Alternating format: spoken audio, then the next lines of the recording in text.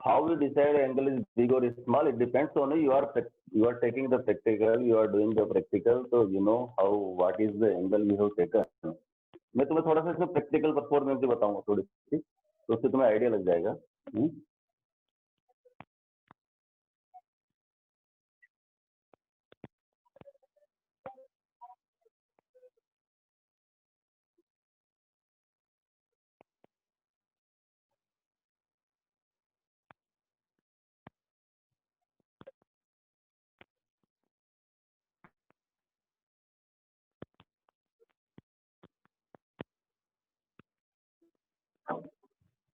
ये हो गया रिकॉर्डिंग चालू और ये आज का लेक्चर चालू।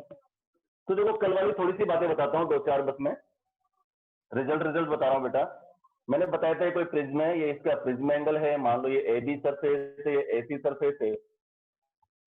देखो ये नॉर्मल है, हमने एक इंसिडेंट ली, यहाँ से रिफ्रेक्शन हुआ और फिर दूसरे सरफेस से रिफ्रेक्शन हुआ इसका। फर्स्ट इंसिडेंट रे को आगे बढ़ाओ और इमरजेंट रे को पीछे बढ़ाएंगे, तो यहाँ पर जो एंगल आएगा उसको बोलेंगे अपन डेल्टा। ये प्रिज्म एंगल हो गया। ये फर्स्ट रिफ्रेक्शन एंगल, इस सेकंड रिफ्रेक्शन एंगल, नाम दे दो P Q R S what ever it is. ठीक है, तो इसका मतलब ये हुआ कि ये आई है, ये ई है, इमरजेंट एंगल और इंसिडेंट एंगल। तो कल हमने 2 चीजें फाइंड की थी, आपको याद हो तो। सबसे पहला जो फॉर्मूला डिराइव किया था इसके लिए वो क्या था कि I plus E is equal to A plus delta. I plus E is equal to A plus delta. अपने बहुत सारी 10-11 इक्वेशन ली थी और 10-11 इक्वेशन लेकर के हमने फाइंड किया था ये रिलेशन।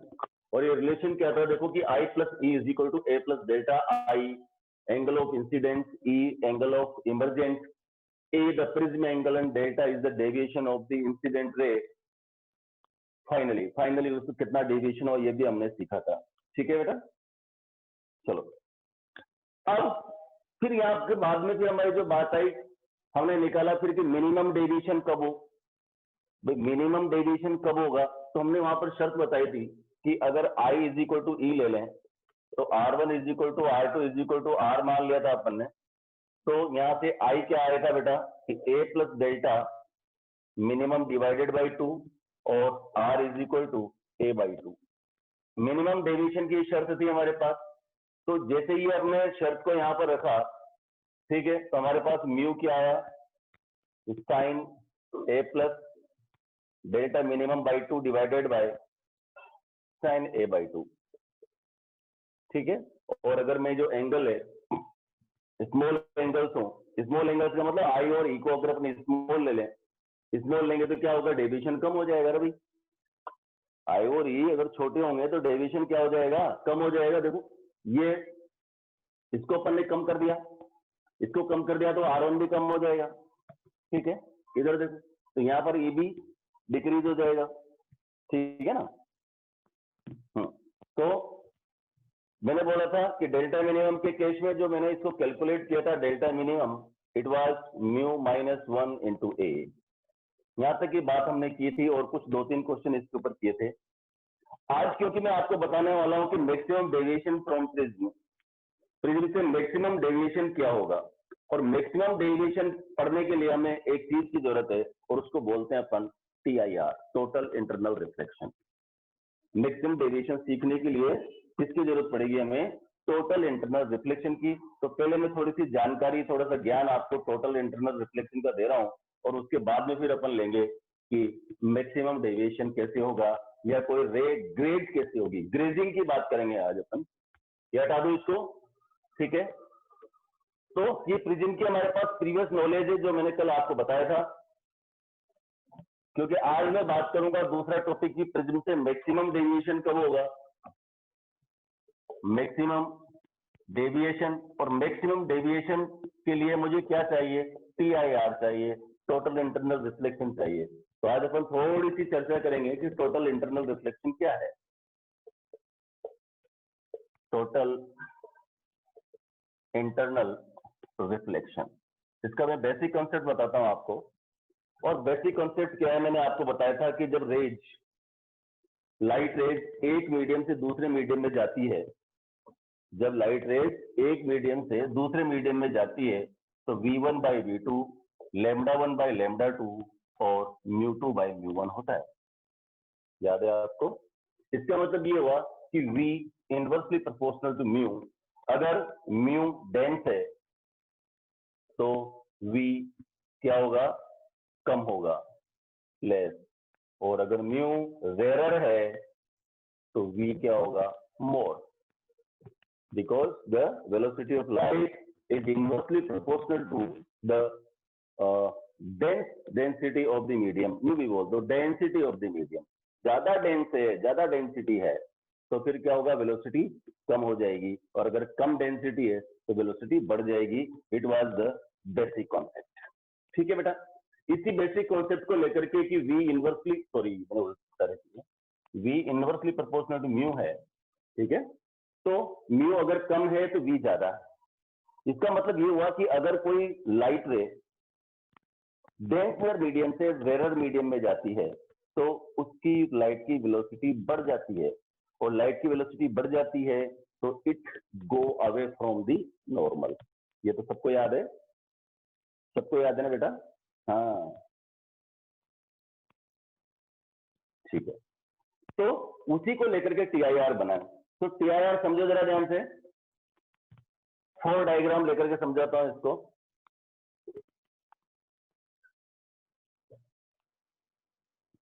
देखो, मान लीजिए हमारे पास ये फर्स्ट डायग्राम ले रहा हूं, ये नॉर्मल है, ये कोई इंसिडेंट रे है जो किसी I1 एंगल पर आ रहा है, और ये है R1। ये जो मीडियम है ये डेंसर है और ये मीडियम रेयर है। पहला diagram, very first diagram. First diagram में आप देख रहे हैं, फर्स्ट डायग्राम में देख रहे हैं कि ये डेंसर मीडियम है, रेयर मीडियम है। ये कोई रे आ रही है, इंसिडेंट रे किसी I1 एंगल पर, और after refraction it is going away from the normal. और तो आप क्या यहाँ ये बोल सकते हो कि R1 better than I1, right? बोल सकता हूँ, बिल्कुल बोल सकते हैं कि R1 जो I1 की अपेक्षा ज्यादा है, क्योंकि in the case of the denser to rare the angle of refraction is larger than the angle of incidence. ठीक है भाई, दूसरा डायग्राम लेते हैं। देखो, दूसरे डायग्राम में देखो मैंने क्या किया कि ये जो इंसिडेंट एंगल था इसको थोड़ा सा इंक्रीज कर दिया। देखो, ये जो I2 लिया और यहां पर मैंने बोला कि this I2 is greater then I1। Incident angle को थोड़ा सा इंक्रीज कर दिया। I2 is now greater than I1। I1 was previous incident angle in the first case. ठीक है, फर्स्ट केस में था। अब हमने क्या किया, यहां से इसको थोड़ा सा एंगल बढ़ा दिया। तो क्या बन जाएगा? यहां पर देखो जरा, ये बन गया हमारा R2। तो क्या हम कह सकते हैं कि R2 ग्रेटर देन R1? जी हाँ, कह सकते हैं, बिल्कुल सही बात है। चलो, तो हमने देखा कि जब डेंसर से रेयर में जाती है तो रे अवे फ्रॉम दी नॉर्मल जाती है। जब इंसिडेंट एंगल को बढ़ाते हैं तो एंगल ऑफ रिफ्रेक्शन भी बढ़ता है। As we increase the incident angle, refraction angle also increases. ठीक है, मान ली बात। तीसरी बात सुनो ध्यान से, थर्ड डायग्राम लेते हैं। ये थर्ड डायग्राम लिया मैंने बेटा। अब ये जो I3 लिया, I3, और मैं ये बोल रहा हूं कि this I3 is greater then I2। Angle of incidence को मैंने और बढ़ा दिया, और इतना बढ़ा दिया कि angle of refraction becomes 90 degree.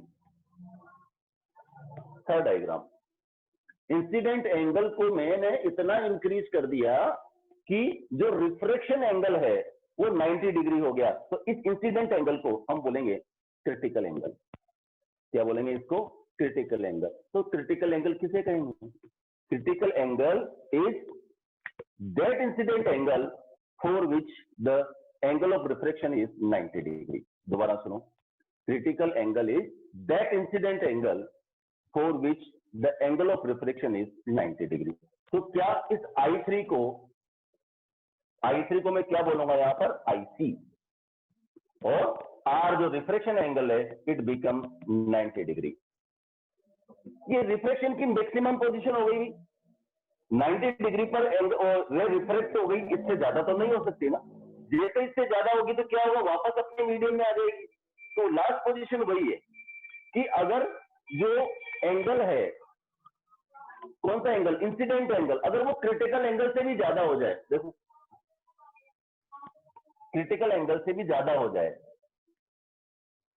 ये जो एंगल लिया मैंने I4, it is greater than IC, तो अब क्या होगा, अब जो रे है वापस अपने मीडियम में आ जाएगी और हम कहेंगे कि this I4 is equal to R4, I4 is equal to R4, और this is known as TIR। इसी को हम क्या बोलेंगे, टोटल इंटरनल रिफ्लेक्शन, TIR। आप सारे डायग्राम्स को ध्यान से देखिए, अभी भी बच्चे ज्वाइन कर रहे हैं, टाइम का ध्यान रखिए बेटा। It is already 6:15, it is already 6:15। 8 critical angle you can't say that TIR, 8 critical angle you can say that the refraction, जो refracted ray है it is grazing the separating plane, neither reflection nor refraction। Critical position, critical का मतलब समझो, critical word क्या होता है, critical word एक ऐसा वर्ड होता है जिससे स्लाइटली अगर अपन चेंज कर दें तो फिनोमेना चेंज हो जाती है। क्रिटिकल का मतलब 3-4 जगह मैं आपको क्रिटिकल समझाता हूं।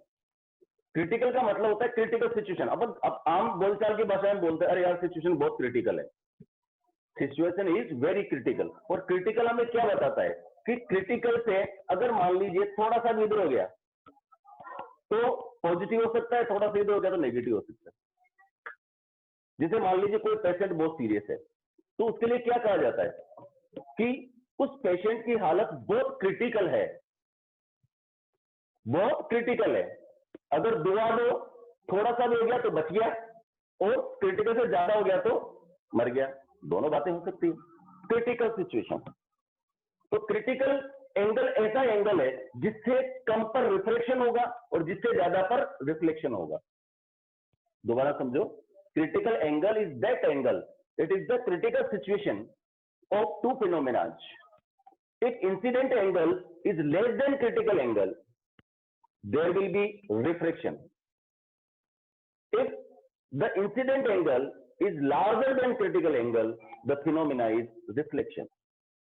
एक और क्रिटिकल पोजीशन बताता हूं मैं आपको। आप लोगों को सर्कुलर मोशन पढ़ाई होगी किसी ने 9th क्लास में, या कहीं भी अगर आपने सर्कुलर मोशन पढ़ी तो वहां पर भी क्रिटिकल वेलोसिटी पढ़ी होगी। क्रिटिकल वेलोसिटी, उस क्रिटिकल वेलोसिटी का वहां पर क्या मतलब होता है? आपने देखा है डेथ बेल देखा होगा, वोल्ट और जो मेले में मोटरसाइकिल चलाते हैं, याद है सबको, ठीक है? वो मोटरसाइकिल चलाने वाला उसमें एक पर्टिकुलर वेलोसिटी से, उस वेलोसिटी का नाम है v equal to root of g r. याद रखो, v equal to root of g r. ये क्या क्रिटिकल वेलोसिटी होती है। इस क्रिटिकल वेलोसिटी से वो बाइकर अपनी बाइक को चलाता है उस मोटर में या डेथ बेल में। अगर क्रिटिकल वेलोसिटी से कम वेलोसिटी हो जाए उसकी किसी तरह से, तो कहां जाएगा वो? वेल में। और क्रिटिकल वेलोसिटी से अगर ज्यादा वेलोसिटी जाए तो कहां जाएगा? मेले में। है ना समझ? Critical situation. तो क्रिटिकल सिचुएशन ऐसी सिचुएशन है कि दो फिनोमेना को चेंज कर देती है। उससे थोड़ा सा भी कम हो गया, सिचुएशन चेंज हो जाएगी। क्रिटिकल से ज्यादा गया, सिचुएशन चेंज हो जाएगी। तो हमारा जो केस है यहाँ पर रिफ्लेक्शन या रिफ्रैक्शन का, वो क्या बता रहा है? वो ये बता रहा है कि अभी कोई पूछ रहा है सर डेविएशन क्या है, बेटा कितनी बात, कितना कल इतना कर दिया उसके बारे में बातें नहीं, सोच समझ के पूछ रहे। I am talking about the criticalness. तो क्रिटिकल सिचुएशन, तो इस लाइट के केस में या रे ऑप्टिक्स के केस में क्रिटिकल क्या है? Critical angle is that angle, तो incident angle less than critical angle, the phenomena is refraction. The incident angle greater than the critical angle, the phenomena is reflection, and this situation is known as total internal reflection। समझ आ गया? तो यहां पर मैंने चारों diagram आप ठीक से देख सकते हैं वापस, ठीक है? देखो फर्स्ट केस देखो, एक रे डेंसर से रेडर मीडियम में आ रही है और मैं बोल रहा हूं कि R1 is greater then I1, होता ही है।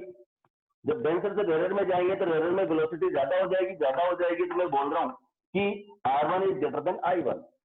सेकंड केस में मैंने क्या किया, जो इंसिडेंट एंगल है, incident angle is greater then the previous incident angle.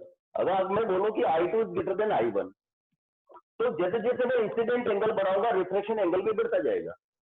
जैसे जैसे इंसिडेंट एंगल को इंक्रीज करूंगा वैसे वैसे जो रिफ्लेक्शन एंगल है या एंगल ऑफ रिफ्लेक्शन है ये भी बढ़ता जाएगा। थर्ड सिचुएशन मैंने बनाई है, वहां पर ये बताया कि I3 एक ऐसा इंसिडेंट एंगल है जहां पर रिफ्लेक्शन एंगल 90 डिग्री हो गया। तो यहां से इसकी डेफिनेशन में मिलती है आपको क्रिटिकल एंगल की, कि critical angle is that incident angle for which the angle of reflection is 90 degree. लिखने की जरूरत है क्या, 3-4 बार बोल दिया, आपको याद भी हो गया होगा। Critical angle is that incident angle for which the angle of reflection is 90 degree. ऐसा इंसिडेंट एंगल जिसके लिए रिफ्लेक्शन एंगल 90 डिग्री का हो जाए, उस इंसिडेंट एंगल को हम क्या नाम देंगे, क्रिटिकल एंगल देंगे। क्रिटिकल एंगल से कम एंगल पर, क्रिटिकल एंगल से कम इंसिडेंट एंगल पर रिफ्लेक्शन होगा और क्रिटिकल एंगल से ज्यादा इंसिडेंट एंगल पर रिफ्लेक्शन होगा। This is the situation. मैं लिख भी देता हूं ताकि आपको याद रहे कि if I is greater than IC तो क्या होगा, रिफ्लेक्शन, और if I less than IC तो फिर होगा रिफ्लेक्शन।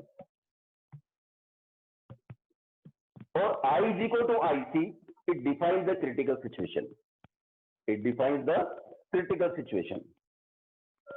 हाँ, optical fibre total internal reflection में होता है, सिखाएंगे, वो भी दिखाएंगे आपको, ठीक है।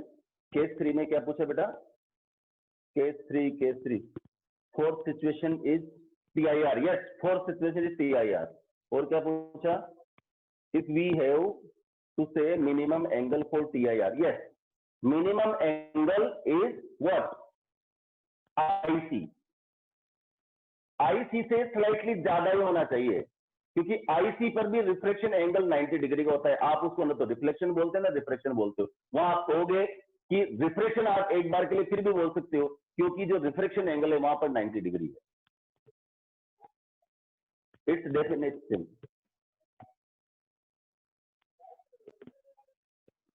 हाँ, बिल्कुल सही है, ठीक है।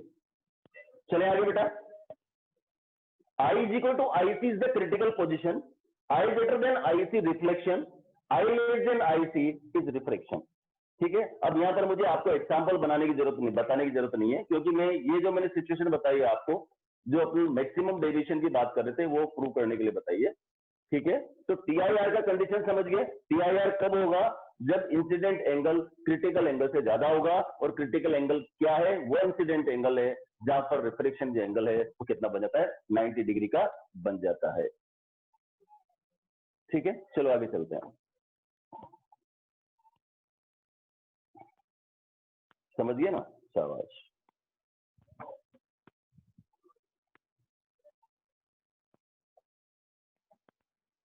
आज पढ़ेगा अपन मैक्सिमम डेविएशन।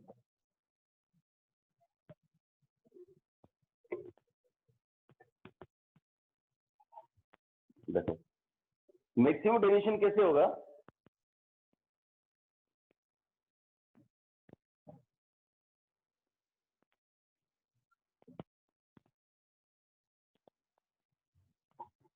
मान लीजिए ये प्रिज्म है, इसका प्रिज्म एंगल, ये दो सरफेस है इसके रिफ्लेक्टिंग, एक AB सरफेस है और दूसरा AC रिफ्लेक्टिंग सरफेस है।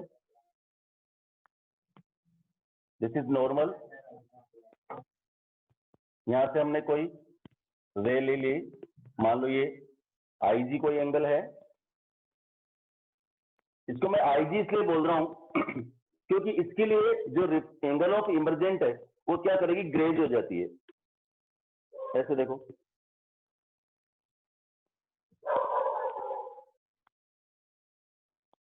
ये यहां पर इमर्जेंट है, ये नॉर्मल, ठीक है। ये एंगल R1 है, ये एंगल R2 है, और ये एंगल है हमारा 90 डिग्री।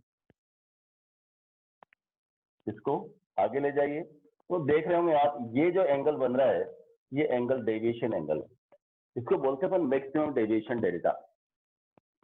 ठीक है, इसको क्या बोलेंगे अपन? Maximum deviation. ध्यान से देखो, थोड़ी सी मैथमेटिक्स है, थोड़ी हार्ड है, ठीक है, लेकिन आपको समझना चाहिए। देखो ध्यान, पहले लगा रहा हूं मैं इसमें, आखिरी वाले में एसी सरफेस ले रहा हूं बेटा। एसी सरफेस में देखो एंगल ऑफ इंसिडेंस क्या है R2 और एंगल ऑफ रिफ्लेक्शन क्या है 90 डिग्री। तो इसमें अगर यहां पर लगाएंगे अपन,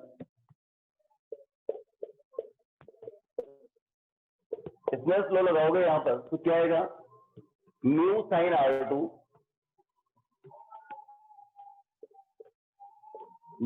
R2 is equal to 1 sine 90। समझ गए? ठीक है, हाँ, इमरजेंस ग्रेजिंग, वेरी गुड। तो यहां लगाओ, यहां पर इंसिडेंट एंगल क्या है R2, रिफ्रैक्शन एंगल क्या है 90 डिग्री। तो यहाँ के लिए स्नेल लॉ लगाएंगे तो इसका रिफ्रैक्टिव इंडेक्स म्यू है, प्रिज्म की सब्सटेंस का, बाहर एयर है, इसका रिफ्रैक्टिव इंडेक्स क्या हो गया हमारे पास 1। तो स्नेल लॉ क्या बोलता है कि mu sine R2 is equal to 1 sine 90।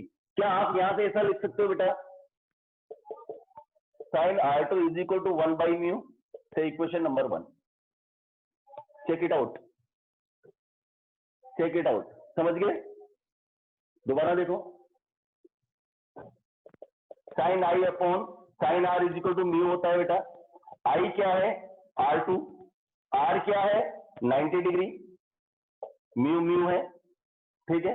Sign 90 1 हो गया, तो sign R2 is equal to क्या हो गया 1 बाई म्यू, ठीक है। इंसिडेंट एंगल ये वाला, तो क्या आ जाएगा यहां से, sine R2 is equal to 1 by mu, ठीक है। अंडरस्टूड? मैंने आपको वैसे स्मेल लॉ लगाना ऐसे सिखाया था, याद करो। μ1 sine I is equal to μ2 sine R, हमेशा ऐसे लगाओ इसको। कहां से जा रहे हो आप? ग्लास से। कहां जा रहे हो? बाहर। ग्लास का रिफ्रैक्टिव इंडेक्स क्या है म्यू, तो μ1 क्या हो गया म्यू, इंसिडेंट एंगल R2 तो साइन R2, बाहर का वो रिफ्रैक्टिव इंडेक्स क्या है 1, बाहर का एंगल कितना है 90 डिग्री। तो क्या बन गया कि mu sine R2 is equal to 1 sine 90, और साइन 90 क्योंकि 1 होता है तो साइन R2 क्या हो गया 1 बाई म्यू, और here R2 is equal to IC। नया धमाका, R2 is equal to IC क्यों लिखा मैंने, कोई बता सकता है मुझे? R2 is equal to IC क्यों लिखा? क्योंकि R2 एक ऐसा इंसिडेंट एंगल है जिसके लिए एंगल ऑफ रिफ्रैक्शन 90 डिग्री हो गया, critical situation. R2 is that angle, that incident angle for which the diffraction angle is 90 degree. तो क्या सिचुएशन बन गई यहाँ पर? ग्रेजिंग सिचुएशन बन गई। R 90 डिग्री हो गया, तो क्या R2 को हम क्रिटिकल एंगल बोल सकते हैं? जी हाँ, बोल सकते हैं, ठीक है। क्रिटिकल सिचुएशन देखो, तो इसका मतलब sine IC is equal to 1 by mu, ठीक है, या mu is equal to 1 upon sine IC। ये है आपका TIR की शर्त। गौर से देखो इस इक्वेशन को, mu is equal to 1 upon sine IC, ठीक है। जो बच्चे प्योर एडवांस में नहीं है वो ये सिचुएशन याद रख सकते हैं कि क्रिटिकल एंगल के लिए अपने TIR की सिचुएशन क्या होगी, तो वहां लिखेंगे अपन mu is equal to 1 upon sine IC, या sine IC is equal to 1 by mu, formula याद रख सकते हैं। लेकिन जो जेईई की तैयारी करना चाहते हैं उनको ये पूरा सिरदर्द लेना है, मैं बार बार समझा रहा हूं, ठीक है, ठीक है। तो यहाँ पर सेकेंड सरफेस के लिए जैसे मैंने देखा, दोबारा समझ लो एक बार ध्यान से। फर्स्ट जो मीडियम में मेरा ग्लास है, बाहर जा रहा हूं एयर में, तो μ1 sine incident angle, μ2 sine refraction angle, ठीक है ना बेटा। तो यहां से मेरे पास एक इक्वेशन आ गया कि mu is equal to sine IC। Correct है भाई? चलो आगे बढ़ते हैं, इसको बोल देते हैं अपन इक्वेशन नंबर 2। देखिए अब देखो क्या R1 is equal to R2? कब होता है ये? जब मिनिमम डेविएशन होता है। लेकिन क्या ये जानते हैं अपन कि R1 plus R2 is equal to A? R1 plus R2 is equal to क्या है? A। ठीक है बेटा। अब ये तो पता है हमें कि R2 तो IC है। R2 क्या है? IC is equal to A। तो R1 क्या हो जाएगा? A minus IC। R1 क्या हो जाएगा? A minus IC। ठीक है, देखो अब AB सरफेस के लिए स्नेल लॉ लगाइए। Snell law for surface AB।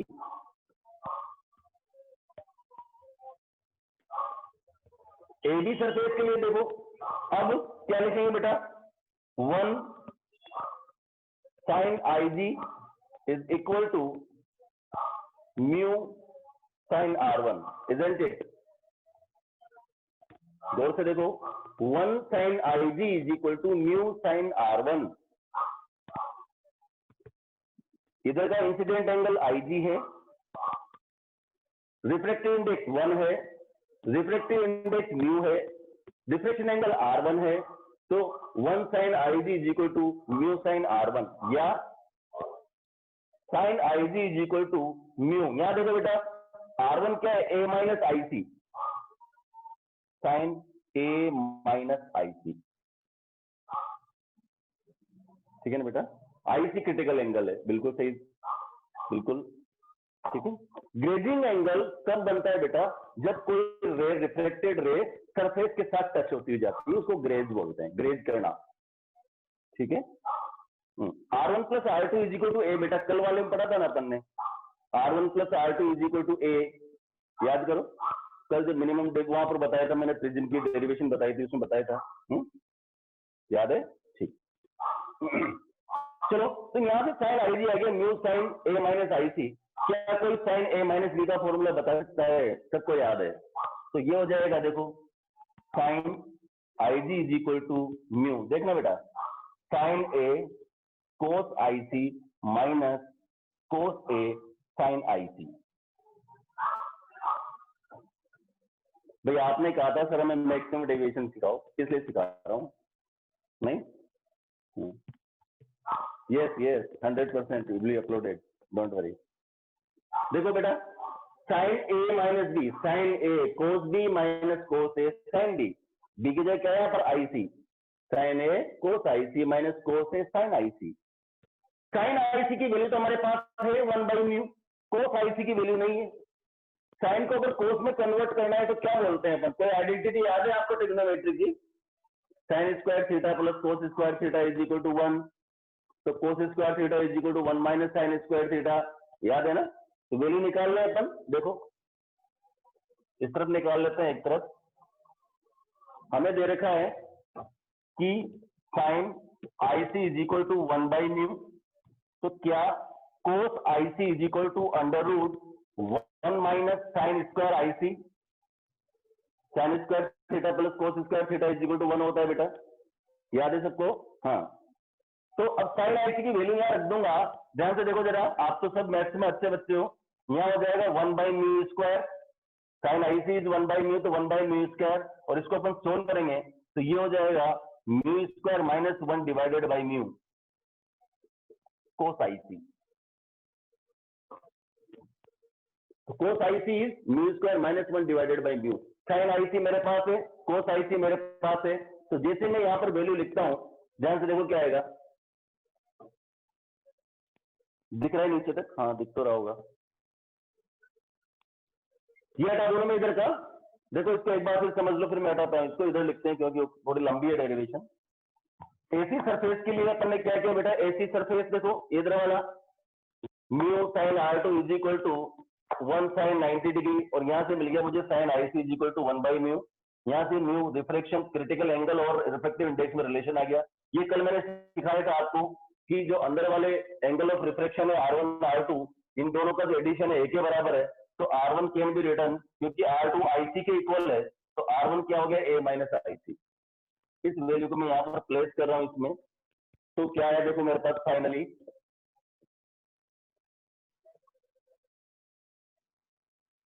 देखो, तो अब जो रिलेशन आया कि sine I G is equal to mu times, देखना बेटा, साइन ए तो साइन ए ही है, sine A cos IC, cos IC की वैल्यू देखो जरा क्या है अपने पास, root of mu square minus 1 divided by mu minus cos A, और साइन आईसी की वैल्यू क्या है 1 बाई म्यू। इस इक्वेशन में वैल्यू रख दी मैंने, कोई रॉकेट साइंस नहीं है, ठीक है। साइन इज आर टू आई सी, हाँ आर टू आई सी है ना बेटा, तो साइन आर टू या साइन आई सी एक ही बात है। तो देखो यहां से म्यू एलसीएम आ जाएगा, ये म्यू कट जाएगा, तो sine I G is equal to, sine I G equal to, it can be written like this, root of mu square minus 1 sine A minus cos A, और I G is equal to sine inverse mu square minus 1 sine A minus cos A. यहां से आपको जो ऐसा angle, incident angle मिल जाएगा जो बाहर जाकर के टोटल इंटरनल रिफ्लेक्शन की सिचुएशन को क्रिएट करेगा। अभी यहां पर जो हमारे पास situation, this is the maximum deviation delta, ठीक है। तो अब डेल्टा कैसे निकले, डेल्टा मैक्सिमम कैसे निकलेगा, ध्यान से सुनो जरा, ध्यान से देखो, आई जी मिल गया मुझे, मैंने स्थिति शुरू में क्या बताया था कि I plus E is equal to, बोलो I plus E is equal to A plus delta, ये कल रिलेशन निकाला था अपन ने, ठीक है भाई। आई की जगह क्या लिखा है हमारे पास, आई जी, ई की जगह कितना है 90 डिग्री, ए तो ए है, और डेल्टा क्या होगा यहां पर मैक्सिमम, तो delta maximum is equal to I G plus 90 degree minus A. और सीखो बेटा एडवांस, हाँ ठीक है, दोबारा बताऊं सीख लेंगे, सीखोगे, अच्छी बात है, सीखो, वेरी गुड। यहां तक कहानी समझ आएगी बेटा, ठीक है। तो कोई बात नहीं, इतना कुछ याद नहीं रहे तुम्हें, कोई तकलीफ की बात नहीं है, इतना कुछ अभी याद रखने की जरूरत भी नहीं है, जब आप एडवांस पढ़ोगे तो वहां पर ये सब चीजें नॉर्मल लगेंगे आपको। अभी आपको जो याद रखना है वो देखो, मैं उनको स्टार बना देता हूं। नंबर 1, ये रिलेशन हमें याद होना चाहिए कि sine I C is equal to 1 by mu, sine I C होगा तो कोस आई सी अपने आप निकल जाएगा, याद रखने की जरूरत ही नहीं है। साइन थीटा हमारे पास है तो कोस को कन्वर्ट कर देंगे, cos theta is equal to under root 1 minus sine square theta, cos आ जाएगा, ठीक है। ये रिलेशन हमने कल बार बार सीखा ही था कि I plus E is equal to A plus delta. रही बात है थोड़ा सा आई जी निकालने की है, ठीक है ना, आई जी निकालना, अगर आपको डेरिवेशन याद नहीं रहे कोई बात नहीं, आप ये वाला जो फॉर्मूला बना के दिया है मैंने, ये भी आप याद रख सकते हैं। और वैसे भी अभी इस लेवल पर, जिस लेवल पर आप सीख रहे हो, यहाँ पे इसकी जरूरत भी नहीं है, ठीक है। हो सकता है मैं जरूर आपको एग्जाम में एक आध क्वेश्चन दे सकता हूँ एडवांस में, वो अलग बात है, ठीक है ना। हाँ नहीं, इट इज रॉकेट साइंस नहीं बेटा, रॉकेट साइंस से कुछ भी नहीं है ये, नहीं, ठीक है। ये आईआईटी का है, नीट वालों को फॉर्मूले याद रखने हैं, जो नीट तैयारी कर रहे हैं फॉर्मूले तो उनको भी रखने पड़े, वो सोचेंगे नीट में तो फिर इसमें कुछ नहीं होगा, ऐसा नहीं, ठीक है। चले आगे, तो ये आ गया हमारा डेल्टा मैक्सिमम। मैंने आपको दोनों चीजें समझा दी कि डेल्टा मिनिमम कब होता है और डेल्टा मैक्सिमम कब होता है। आप इसका स्क्रीनशॉट लेना चाहे तो स्क्रीनशॉट ले लीजिए, ठीक है, फटाफट लीजिए जरा।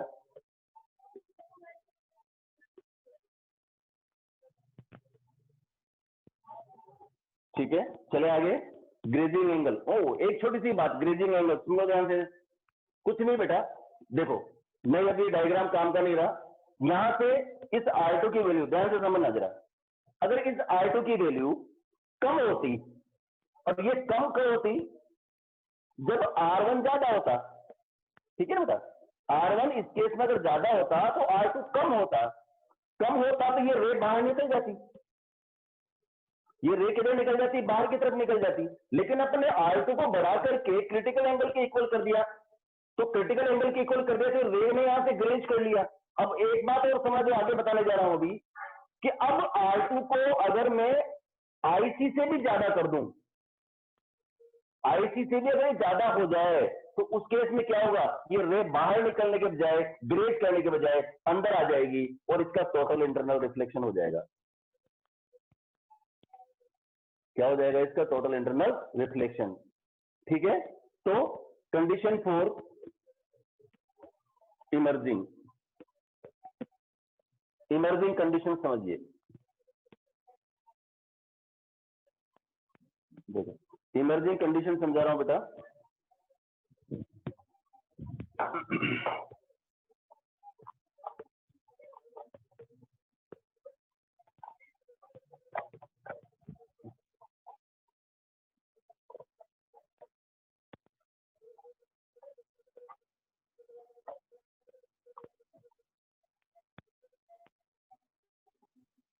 देखो ध्यान से,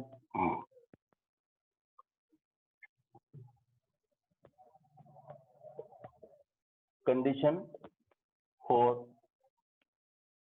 इमर्जिंग और कंडीशन फॉर टीआईआर कि प्रिज्म में टीआईआर कैसे होता है। अभी भी जैसे मैंने बताया था उसको और डिटेल में थोड़ा सा समझने की कोशिश करना, ठीक है ना। ईसी का अलग फॉर्मूला करेंगे बेटा, अभी करेंगे। चल अब देखो कंडीशन समझने की कोशिश करो।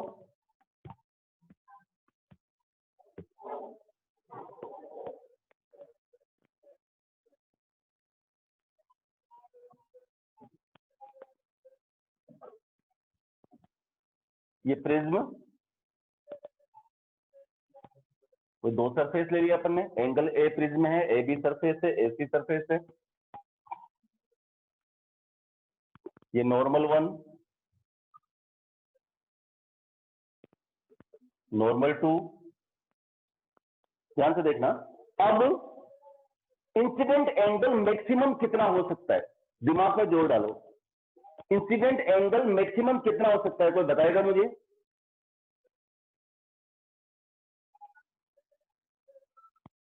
$90 डिग्री, वेरी गुड।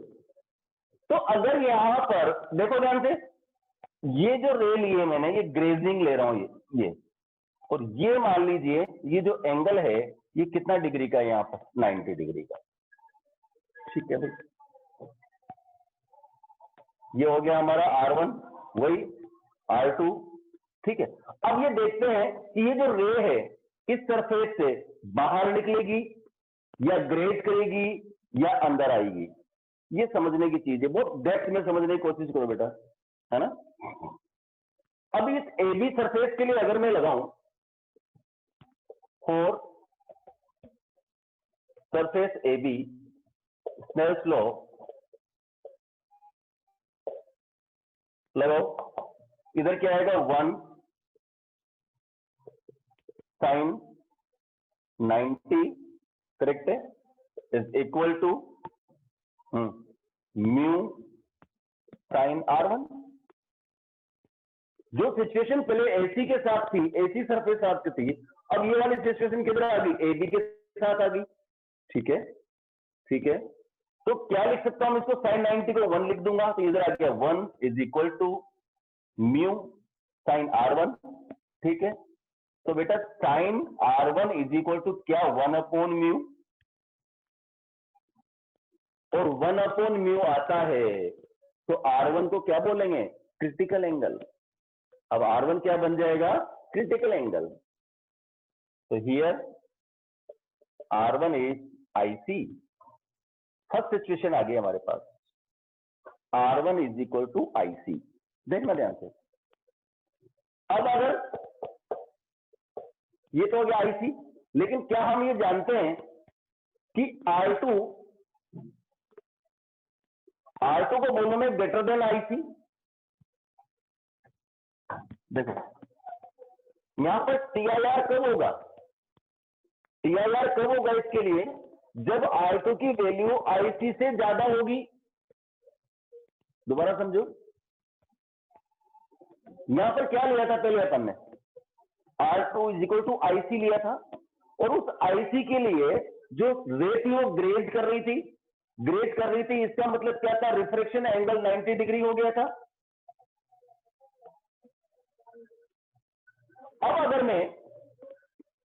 अब अब अगर मैं ये बोलूं कि R2 greater than IC, third situation, तो क्या देखो जरा, R1 plus R2 greater than IC plus IC, दोनों को ऐड कर दो। R1 plus R2 greater than IC plus IC, और R1 plus R2 is greater then 2IC, और R1 plus R2 divided by 2 is greater than IC। कोई बता सकता है मुझे R1 plus R2 divided by 2 को क्या लिख सकते हैं अपन? R1 plus R2 is what? A। इसका मतलब A by 2 should be greater than IC। Condition, prism का एंगल का हाफ क्रिटिकल एंगल से अगर ज्यादा है तो क्या होगा?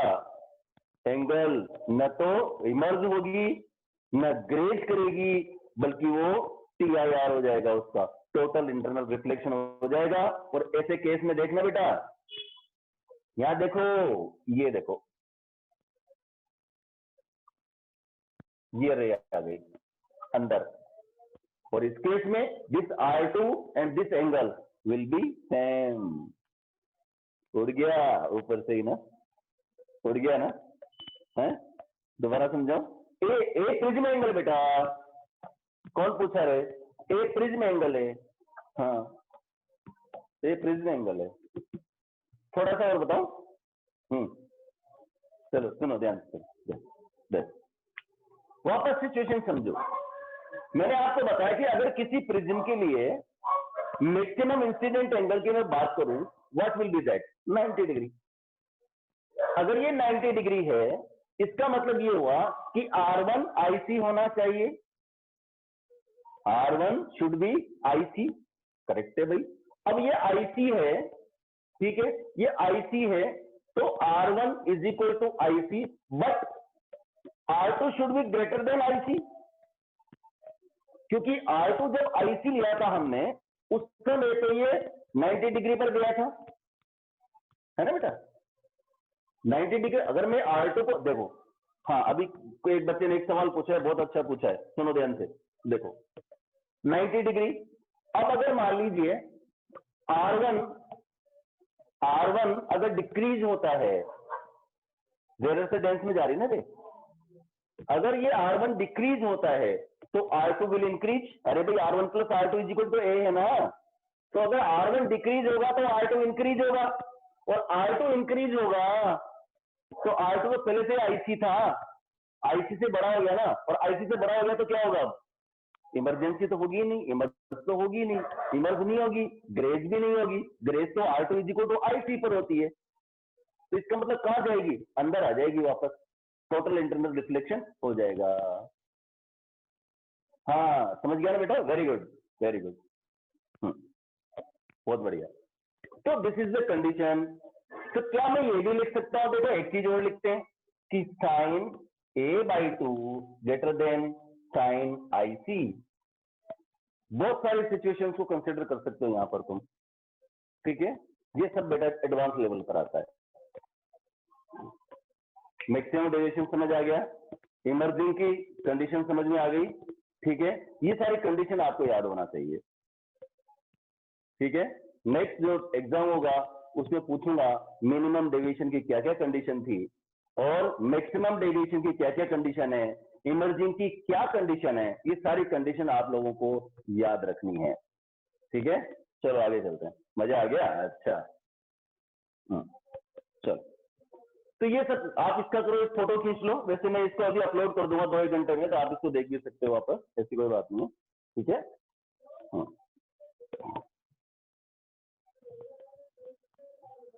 हटा रहा हूं इसको बेटा मैं। तो दिस इज द कंडीशन। दो चीजें मैंने बता दी, TIR टोटल इंटरनल रिफ्लेक्शन क्या होगा, मिनिमम और मैक्सिमम डेविएशन क्या होगा, और तीसरी बात जो महत्वपूर्ण मैंने बताया आपको कि इमर्जिंग की सिचुएशन क्या है, कोई भी रे इमर्ज कब होगी, कोई भी रे ग्रेज कब करेगी, और कोई भी रे टोटल इंटरनल रिफ्लेक्शन की पोजीशन में कब आएगी, that will depend, all depend upon this. यहां पर मैंने मैक्सिमम ले लिया, ठीक है, ऐसे डायग्राम बने बने आते हैं और उसको सोल्व करना पड़ता है। R2 ग्रेटर देन I से भी बताया ना बेटा, ठीक है, दोबारा आप एक बार फिर देख लेना तो आपको आइडिया आ जाएगा। हटा दो इस सबको।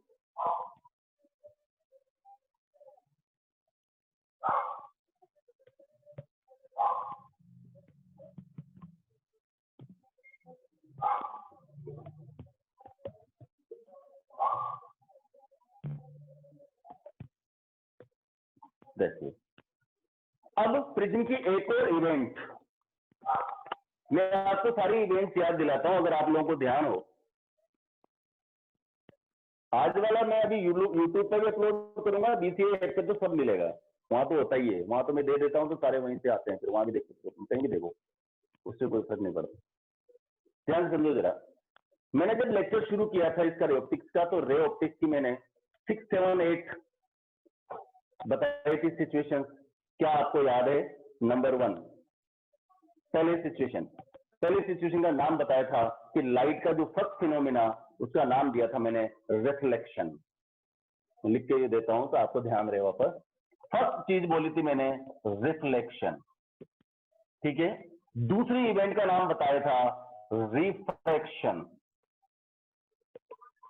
दूसरी इवेंट क्या बताई थी मैंने? रिफ्रैक्शन, ठीक है बेटा। तीसरी जो इवेंट है वो इसी में देखें अपन तो टोटल इंटरनल रिफ्लेक्शन, ठीक है, रिफ्लेक्शन। चौथी घटना डिस्पर्शन। मैंने बोला था एक ऐसी इवेंट बताऊंगा मैं आपको जो डिस्पर्शन है। हालांकि एक और होती है स्केटरिंग, लेकिन वो लाइट की इवेंट नहीं कहेंगे अपन उसको। स्केटरिंग फिनोमेना, वो उसको अपन समझाने की जरूरत नहीं है ना। अब्जॉर्प्शन नहीं, absorption is not the event of light, वो अपन हीट में पढ़ते हैं बेटा, अब्जॉर्प्शन, ठीक है। डिस्पर्शन, उसके बाद में फिर आगे आएगा, उसको बोलेंगे हम, क्या बोलेंगे? इंटरफेरेंस। एक और घटना होती है डिफ्रैक्शन। तो डिफ्रैक्शन में डबल डिफ्रैक्शन, आपने देखा होगा कुछ ऐसे एपर्ट्स मिलते हैं मार्केट में, जो इधर से भी देखो तो कुछ दिखता है, इधर से देखो तो कुछ दिखता है ना, वो सारी कहानियां डिफ्रैक्शन होती है। Bending of light from the corner source obstacle is known as diffraction. एक और थी polarization. 1, 2, 3, 4, 5, 6, 7, minimum 7 events are there related to NEET and IIT।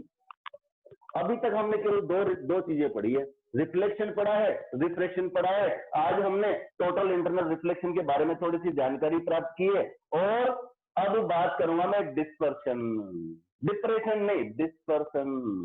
Very good event, बहुत शानदार इवेंट है डिस्पर्शन। और डिस्पर्शन का सबसे अच्छा एग्जाम्पल आप देखते होंगे, देखते हो ना, कहां देखते हो? बरसात के दिन है, रेनबो, कितना शानदार रेनबो बनता है ना, डिस्पर्शन से बनती।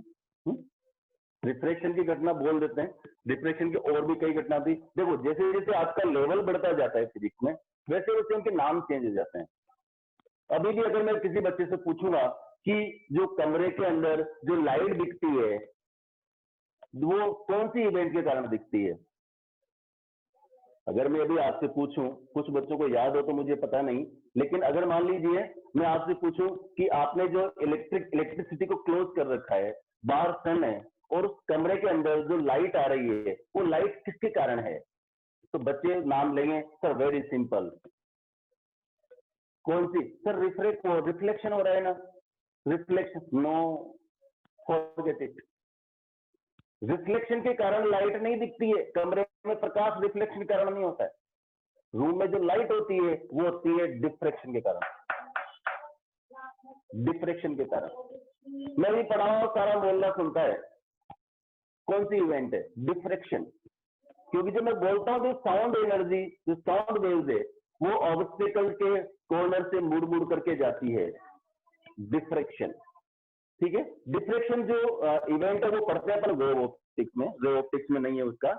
वेव ऑप्टिक्स में इंटरफेरेंस, डिफ्रैक्शन और पोलराइजेशन, 3 इवेंट होती है, ठीक है ना। वो आपके लेवल पर नहीं है, शायद ये टॉपिक अपन नहीं लेंगे, ठीक है, वो केवल IIT में।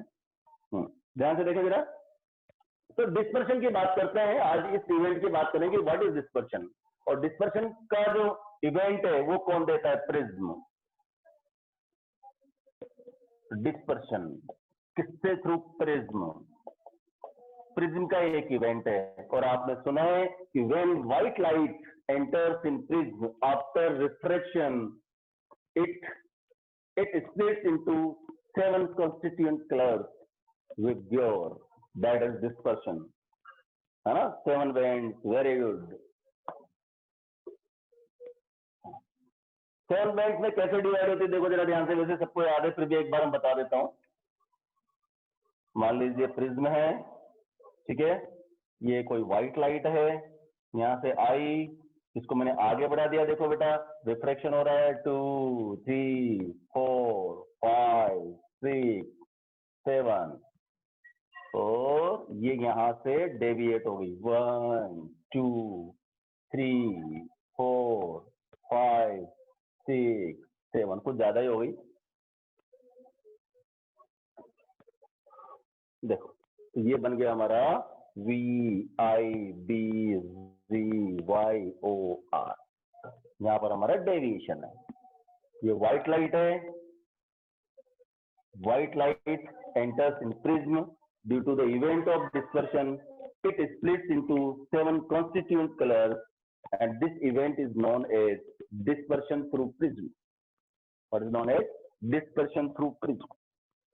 यहाँ पर भी अगर आप डेप्थ में जाए और बेसिक कंसेप्ट की बात करें, ध्यान से सुनो, बेसिक कंसेप्ट पर अगर जाएं तो याद कीजिए, मैंने आपको सिखाया था वेरी फर्स्ट लेक्चर में, जिसको ये चीज याद है वो सब कर सकता है, V1 by V2, λ1 by λ2, μ2 by μ1।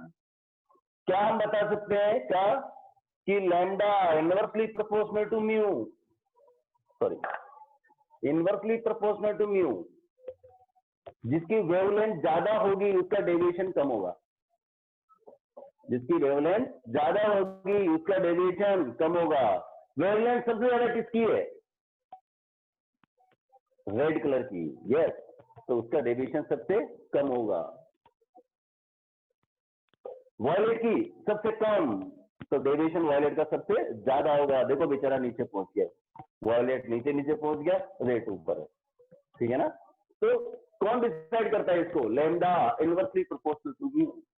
Mu क्या है यहाँ पर, और अरे भैया आपने सोचा सर यहाँ डेल्टा तो ही नहीं, अरे डेल्टा आ गया बेटा, μ-1 है।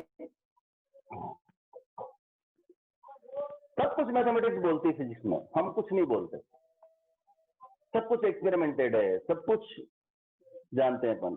हाँ, व्हाइट लाइट लेस और मोर, अरे बेटा याद करना, मैंने वो बताया था, रेडियो वेव, माइक्रोवेव, इंफ्रारेड, ठीक है, उसके बाद में विद ग्योर आर की 7800, भूल जाते हो तुम, वायलेट की 3800, 3800 कितनी है, कम है, 3800 कम है, तो म्यू क्या हो जाएगा, ज्यादा। देखो म्यू ज्यादा हो गया तो डेल्टा ज्यादा हो गया, देखो ना यहाँ पर साफ तो लिख रहा है, नहीं, हाँ, गामा रेज, विजिबल रीजन, हाँ बहुत सारे बताए थे बेटा, मैंने पूरा इलेक्ट्रोमैग्नेटिक वेव्स के बारे में आपको सिखाया था, अगर आप ध्यान रखते हैं, गौर से लेक्चर देखते हैं तो बहुत कुछ बताया था बेटा, है ना। एंगुलर डिस्पर्शन वगैरह सब इसमें आएगा। तो मेरे ख्याल से आज का लेक्चर इतना ही खत्म करते हैं, क्योंकि टाइम इजाजत नहीं दे रहा है ना, ठीक है ना। चलो बाकी कल हम सारा डिस्पर्शन के बारे में बात करेंगे, कुछ से एक प्रॉब्लम करेंगे, और डिस्पर्शन में एंगुलर डिस्पर्शन क्या है, एंगुलर डिस्पर्सिव पावर क्या है, ठीक है ना, और ये अलग अलग कलर के लिए कैसे कैसे मिलता है, मोनोक्रोमेटिक लाइट सोर्स क्या होते हैं, कोहेरेंट सोर्सेस क्या होते हैं, इनसे कैसे हम इसको डिफरेंट डिफरेंट तरह की फिजिक्स में इवेंट्स बनाते हैं। बहुत इंटरेस्टिंग है, बस थोड़ी सी मैथमेटिक्स आनी चाहिए और थोड़ा सा पेशेंस होना चाहिए, और अगर दिमाग में बिठा लें जिस तो टफ है तो फिर कभी नहीं आती है, ठीक है। हमेशा पॉजिटिव एटीट्यूड रखिए, पॉजिटिव सोचने की कोशिश कीजिए। That's all for today, bye bye.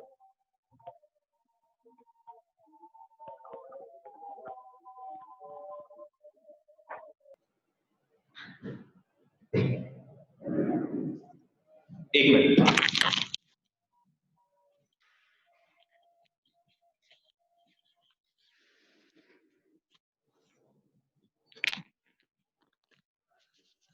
हाँ जी, अब मेरे ख्याल से मेरी आवाज सही आ रही होगी, ठीक है।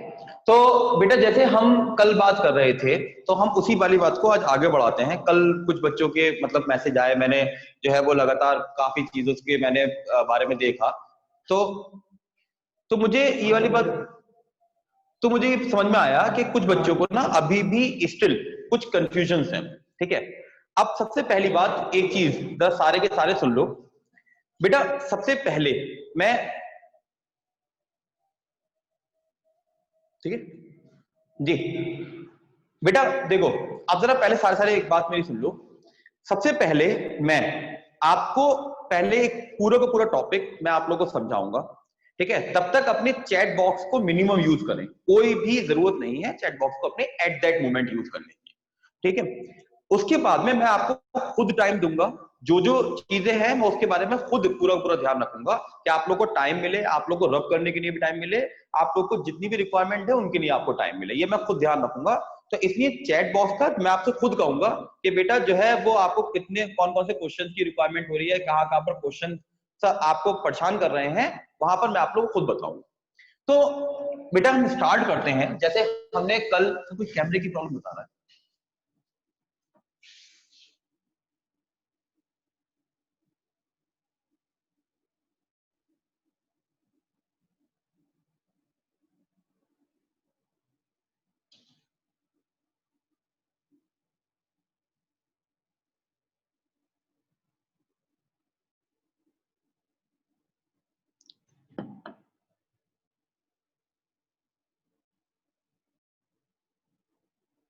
बस तो ठीक है। हाँ जी बच्चों, तो बेटा कल अगर मैं बात करता हूं तो जैसे हमने कल बात करी थी अपने कंट्रोल एंड कोऑर्डिनेशन चैप्टर के बारे में, तो सारे बच्चों को, ज्यादातर बच्चों के साथ में ये प्रॉब्लम आई थी, उनको एक वर्ड की मीनिंग समझ में नहीं आया था। वो वर्ड था जिसको मैंने कहा था स्टिमुलस, कि स्टिमुलस का क्या मतलब है। काफी बच्चों ने लगातार जो है वो कंफ्यूजन थे कि स्टिमुलस का क्या मतलब है सर, स्टिमुलस का मतलब क्या है।